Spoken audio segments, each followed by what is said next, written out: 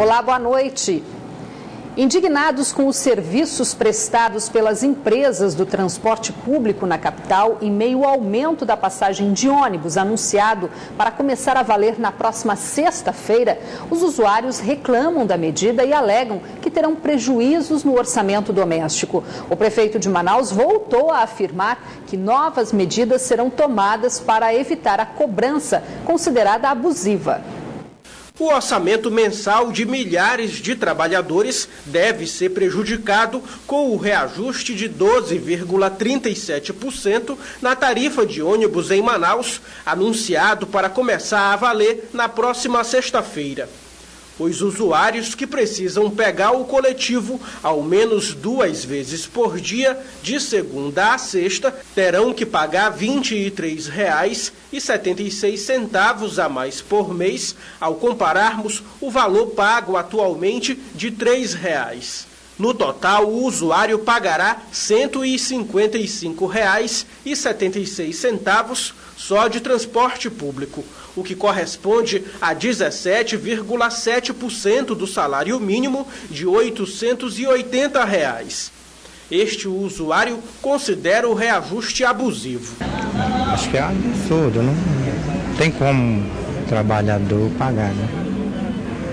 Principalmente quem ganha salário mínimo. Os passageiros também reclamam da falta de investimentos das empresas de ônibus e cobram melhorias no serviço. Péssimo. Péssimo. Infelizmente, você parece que está andando dentro de umas latas de sardinha, entendeu? Barulho para todo canto. A gente passa de 1 hora, às vezes até mais, as pessoas esperando o ônibus e querem aumentar a passagem. E tem muita gente que não tem condições. O reajuste foi definido por decisão da Justiça do Amazonas, publicada nesta segunda-feira. A proposta de aumento da passagem de ônibus na capital para R$ 3,54 não agradou nem um pouco o usuário do transporte coletivo. Mas, de acordo com o Sindicato das Empresas de Transporte de Passageiros do Amazonas, o aumento tem como base um estudo que apontou o percentual necessário para o reajuste, congelado há 3 anos. Segundo o assessor jurídico do Sinetran, o reajuste é necessário para cobrir os custos operacionais das empresas. Hoje, com o valor vigente atualmente, as empresas não estão conseguindo arcar com todos os custos, né, que equivale a diesel, manutenção de veículos, salários e benefícios. As empresas estão recorrendo a empréstimos bancários, estão pagando juro. As empresas cabe apresentar e colocar os carros para rodar em boas condições, né? Esse é o papel das empresas.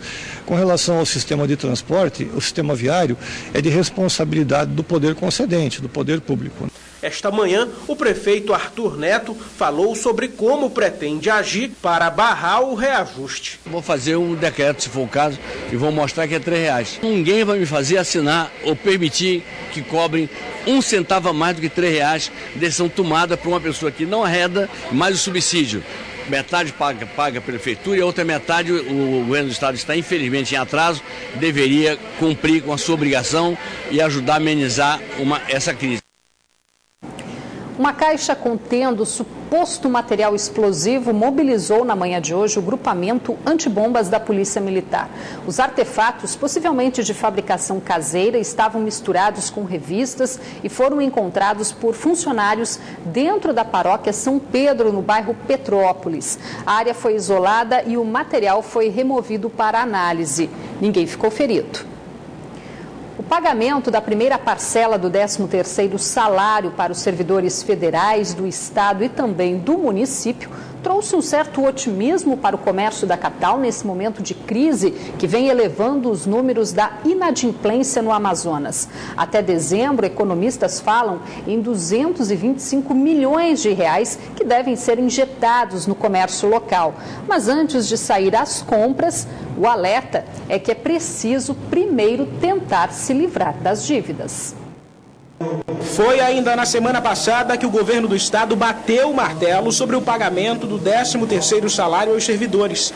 O 10º nós vamos pagar agora em julho 30%, em setembro pagaremos mais 20% e final de novembro, princípiozinho de dezembro, pagaremos os outros 50%. e no mês de dezembro, até o dia 20, pagaremos a folha. A Prefeitura de Manaus já pagou a primeira parcela dos servidores do município no dia 22 de junho e deve efetuar o pagamento da segunda e última parcela no dia 21 de novembro. E se tratando da confirmação do 13º, o comércio fica movimentado. Imagem que há um bom tempo não era vista por aqui. Mas, de qualquer forma, é uma injeção de 225 milhões na nossa economia. Isso deixa qualquer empresa do comércio otimista. E quando existe previsão de um dinheiro extra entrando no orçamento, é preciso saber muito bem no que se vai gastar. É preciso atentar para algumas pesquisas divulgadas recentemente. Por exemplo, uma mostrou que os moradores do Amazonas são os mais inadimplentes de todo o Brasil, segundo o Banco Central. É que a taxa de inadimplência em abril aqui chegou a 6,5%, a maior desde julho de 2012. Então, com o 13º, o que fazer? Comprar o que está precisando para dentro de casa ou pagar dívidas?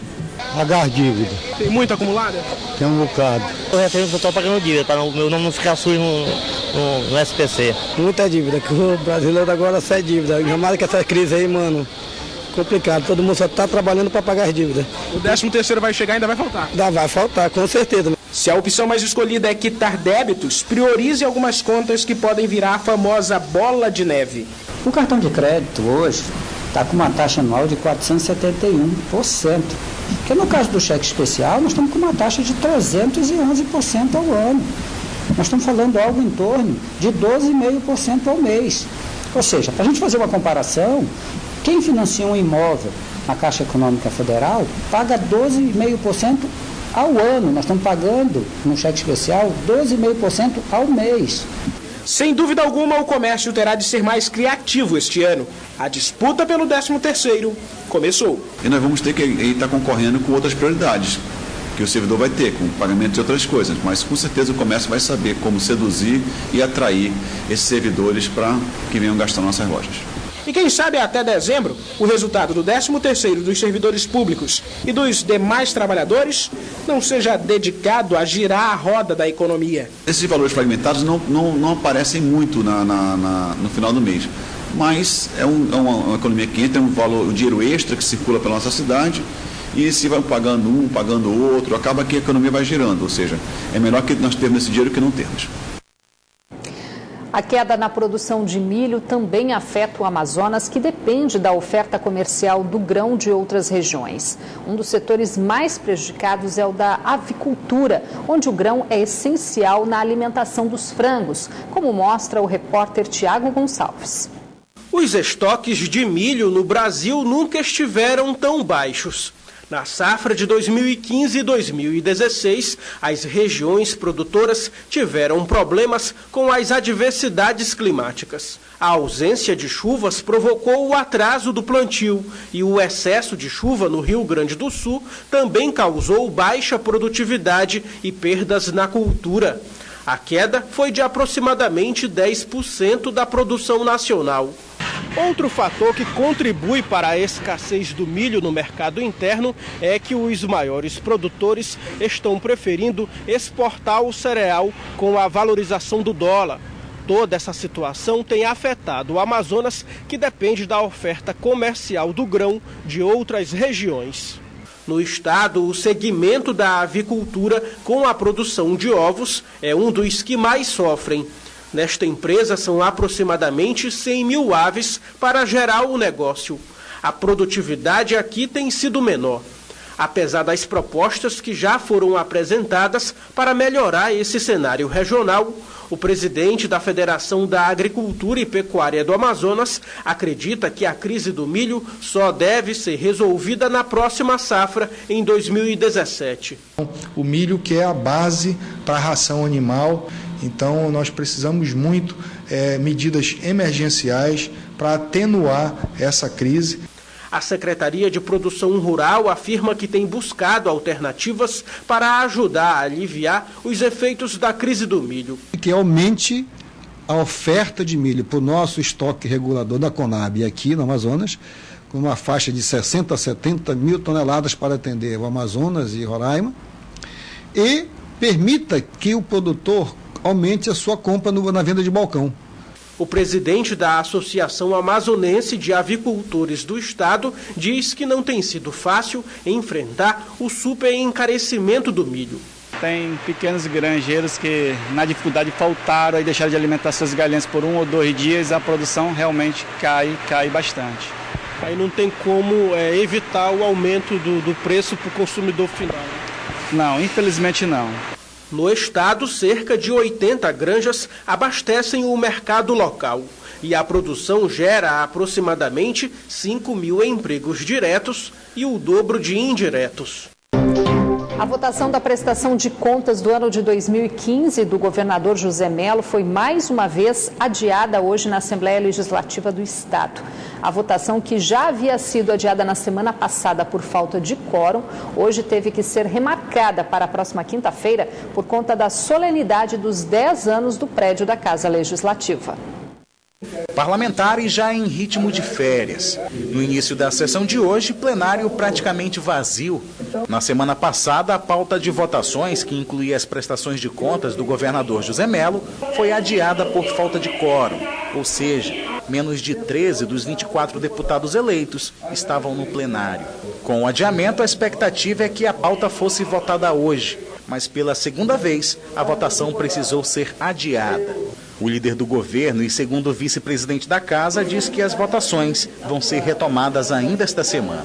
A matéria está apta para ser votada no plenário da Assembleia. Acreditamos que na quinta-feira próxima nós faremos a apreciação e votação das contas do governador que já foram referendadas pelo órgão técnico, que é o Tribunal de Contas. O motivo do adiamento de hoje foi a solenidade de 10 anos do prédio da Assembleia Legislativa, que contou com a presença de deputados e ex-deputados. A evolução das obras foi destacada em uma exposição de fotos e os convidados ainda acompanharam uma apresentação da Camerata de Violões do Liceu de Artes Cláudio Santoro.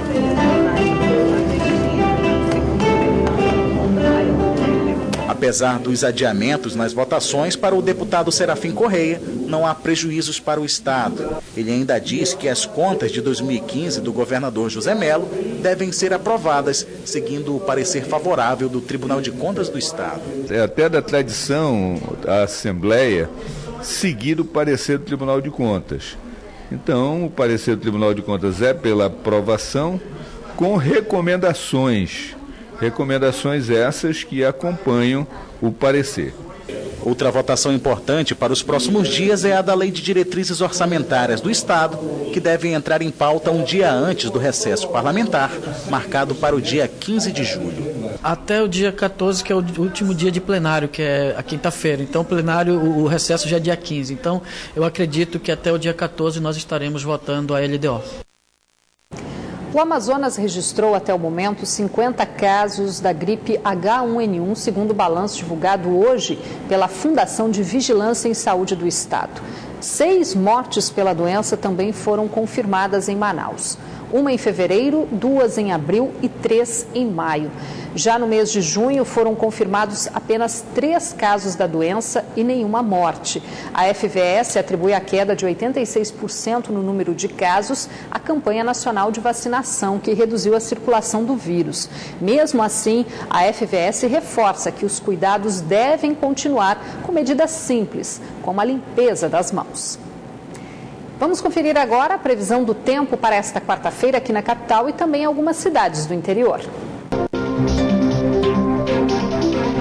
Em Manaus, a previsão é de tempo nublado a parcialmente nublado e pancadas de chuva isolada. As temperaturas variam entre 23 e 34 graus. Em Fonte Boa, a previsão também é de muitas nuvens. Possibilidade de chuva fraca, mínima de 24 e a máxima chega aos 30 graus. Em Manicoré, o sol aparece entre nuvens e as temperaturas variam entre 25 e 35 graus. Em Barcelos, a previsão é de tempo nublado, mínima de 26 e a máxima não passa dos 29 graus. Quando o assunto é inclusão de pessoas com deficiência nas escolas, muitas barreiras ainda precisam ser superadas. Mas aqui em Manaus, uma professora vem desafiando esses obstáculos por conta própria. Para isso, buscou um aliado não muito comum em sala de aula: jogos eletrônicos. E acreditem, o resultado tem sido um excelente aliado na evolução de crianças e jovens com deficiência. Quem um dia imaginaria que um videogame pudesse ser um excelente recurso na sala de aula? O jogar é só um detalhe. Lembrando que tudo tem uma intencionalidade. Nós não trazemos o videogame para cá como diversão, e sim como ferramenta de tecnologia para o aprendizado e o desenvolvimento cognitivo deles. Os jogos, claro, são selecionados para os alunos da Escola Municipal André Vidal de Araújo, na zona centro-sul de Manaus. Aqui o modelo de ensino é o da educação especial. São 500 alunos com algum tipo de deficiência. A professora Lidiane foi quem resolveu implementar no telecentro da escola o videogame como um parceiro do ensino. Nós, professores, a gente tem que buscar as novas tendências, o que é que está acontecendo de novo, porque eles veem, eles são especiais, eles possuem deficiências, mas eles veem na mídia, né, tudo que está acontecendo. Então, trazer isso para dentro da sala de aula está estimulando eles a cada vez buscar, se interessar em aprender. Foi nesta aula que o Abraão, com paralisia cerebral, já com 26 anos, começou a evoluir ainda mais, diz a professora dele. Uma atividade complementa a outra. Do momento que se trata de jogos, de movimentos, eles se dedicam muito, né? É um momento assim que eles conseguem realmente ter aquela interação. Existem basicamente duas barreiras para quem pretende trazer pessoas com deficiência para a sala de aula. A primeira é que muitas famílias acreditam que não há necessidade alguma disto acontecer. A segunda é que muitas escolas não estão preparadas para atender este público. Mas existe um dado muito positivo do ano de 2015. O Censo da Educação Básica mostrou que cerca de 751 mil pessoas com deficiência física, intelectual ou sensorial no ano passado ingressaram nas escolas em todo o Brasil. Este número pode melhorar, caso as escolas sejam equipadas e os alunos comecem a ter mais interação. A tecnologia tem tirado boas notas na sala de aula e ajudado como nunca pessoas como a Débora, que tem deficiência intelectual. No telecentro, o que mais você gosta? Essa parte eu gosto mais. É a atividade no computador que a professora passa pra gente. E não é só você, Débora, que tem gostado de toda essa mudança para melhor no ensino. A evolução dos alunos é a mesma nos 3 turnos.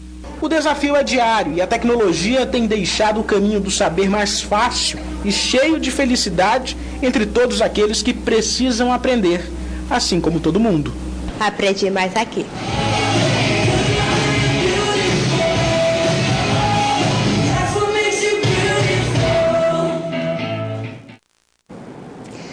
A temporada de festas juninas continua e só deve ser encerrada no mês de julho. Mas além dos tradicionais arraiais, tem muita gente festejando entre amigos, em casa. O cardápio dos produtos típicos é variado e muitas receitas levam ingredientes que já não podem ser considerados tão baratos. Sem contar os artigos decorativos, mas colocando a mão na massa, é possível economizar.